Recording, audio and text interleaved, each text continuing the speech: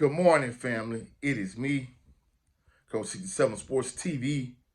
Shout out to the awesome and amazing LDBC, Lions and Broadcasting Community. Shout out to the Louisiana All-American Sports Network. And shout out to the greatest university in the world, the Southern University, home of the mighty Jaguars. I'm back at y'all with another video. In my previous video, I talked about Southern University recruiting in terms of the latest commitment that they have from a recruiting standpoint. And in addition, I talked about how in many instances teams have the best recruiting class on paper, but it doesn't always translate to on the field. And I don't remember what article it was, but I saw something on X, which is formerly known as Twitter. And basically it ranked the recruiting classes in the SWAC. And I've been searching high and low trying to find it, but I haven't been able to find it. And it was for this upcoming 2025 recruiting class. And the thing about it is, truthfully speaking, it really doesn't even matter, because in terms of the validity of it, I don't think it's really that valid. Now, I'll be willing to concede the fact that on paper, Jackson State definitely has the best recruiting class, no doubt about it. Because not only did they win on the field, but they actually have followed up on that and capitalized on that with having another good recruiting class. So hats off to Coach T.C. Taylor. But even with that being said, some of the other teams on the list that was ranked above Southern in terms of having a better recruiting class, including Grambling, Alcorn State, Prairie, and Alabama A&M, and Southern was kind of like at the bottom, like right neck and neck. But even with that being said, having the best recruiting class doesn't always translate to championships on the field. And I'm going to use Power 5 or PWI as an example. The University of Texas, in the early 2000s, when Mack Brown was the head coach, Mack Brown, he had a winning program. University of Texas was successful at the time. However, for having like the #1 recruiting class or top 5 recruiting class for multiple seasons in a row, it didn't translate into a national championship. And at the time, the fact that he was having so much success from a recruiting standpoint, but he wasn't able to get over the hump and actually win a national championship, it brought a lot of heat to Mack Brown. And it was coming to the point where he was constantly on the hot seat and he was under fire because he had all these good recruiting classes, but it wasn't translating to a championship on the field. And it wasn't until Vince Young came along and he led Texas to a 41-38 win over USC in a Rose Bowl to win them a national championship.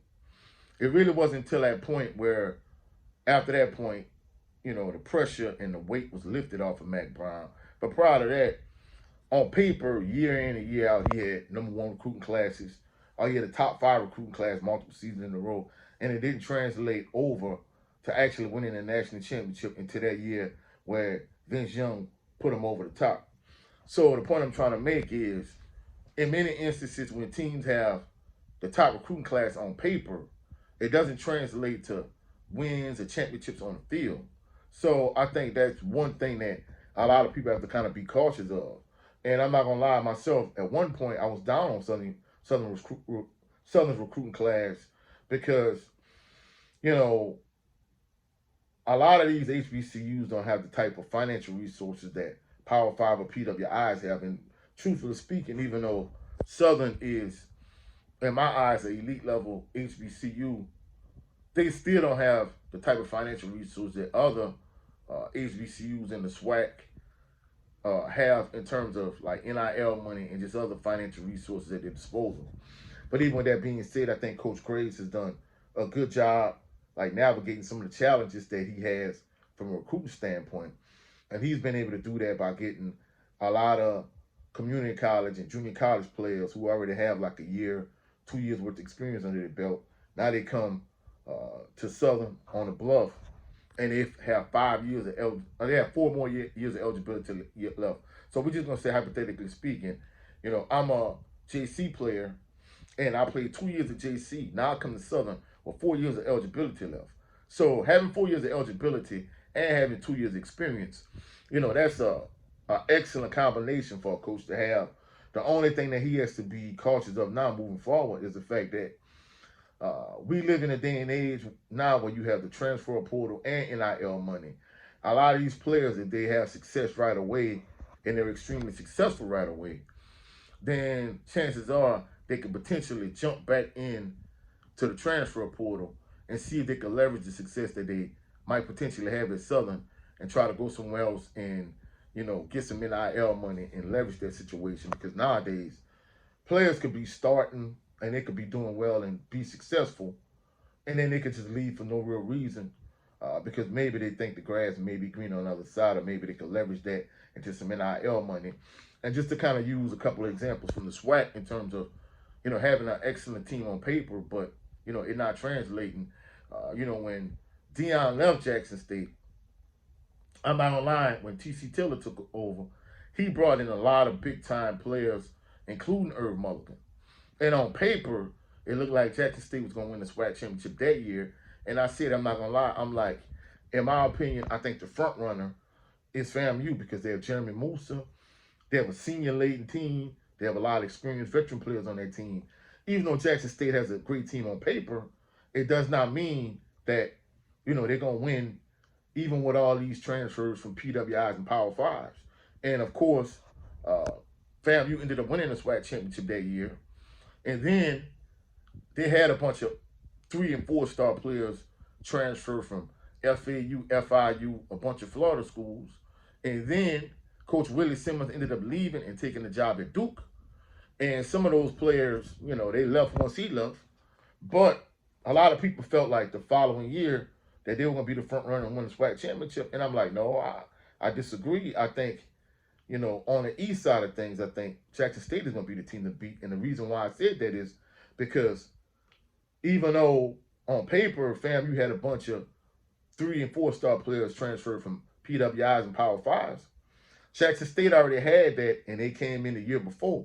So the same type of continuity that FAMU had the year they won the SWAC championship, when Jackson State had all these 3- and 4-star players on paper, Jackson State had that, and they had the continuity that FAMU had the previous year.